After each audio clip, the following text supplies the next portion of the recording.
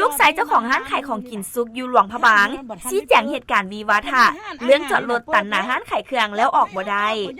วันที่31พฤษภาคม2026เกิดเหตุวิวาทะกันระหว่างเจ้าของร้านขายของกินซุกแคมทางยางในตัวเมืองนครหลวงพระบางกับผู้จอดรถแคมทางหน้าร้านขายเครื่องผู้ถ่ายคลิปอธิบายว่า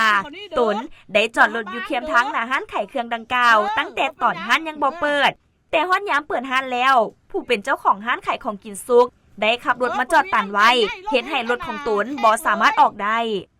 ล่าสุดวันที่4มิถุนายน2026เท่าแล่ลูกชายเจ้าของร้านขายของกินซุกได้ชี้แจงว่ามื้อนั้นยิงเจ้าของคลิปเราได้จอดรถอยู่หน้าร้านของพวกข่อยตอนยังบ่ได้เปิดร้านแท้แต่บาดพวกข่อยมาเปิดร้านก็เลยจอดรถไว้หน้ารถของเราตอนนั้นเราบ่ได้อยู่ในรถหลังจากนั้นได้มีรถอีกคันหนึ่งผัดมาจอดอยู่ทางหลังรถเราเห็นให้รถของเราอยู่ระหว่างกลางเวลาต่อมาเรากลับมาฮอดรถคล้ายคือมีอาการเมาและได้ขึ้นรถพร้อมกับผัวของเราเพื่อขับขี่ออกไปซึ่งผัวเราเป็นคนขับ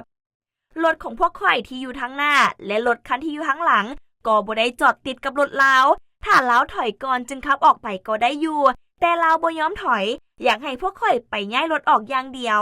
แต่พวกข่อยย้ายบ่ได้ย้อนมีรถเกิดอุบัติเหตุอยู่ทางหน้ารถของพวกข่อยและให้เสียงดังใส่พวกข่อยในเวลานั้นได้มีลูกค้ามาซื้อของกินแล้วบอกเราว่าถอยรถแมสิสัญญาณให้เราก็ด่าเขาว่าถ้าเก่งมาขับเองแมเขาจนอายบ่กล้าซื้อของกิน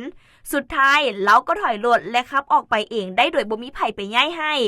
ภายหลังคลิปวิดีโอถูกเผยแพร่มีคนสนใจหลายและเข้าใจไปหลายทางพวกข่อยบ่อยากมีปัญหาจึงได้ติดต่อหาเราเพื่อบอกให้เราลบคลิปแต่เราก็บ่ยอมลบคลิปออก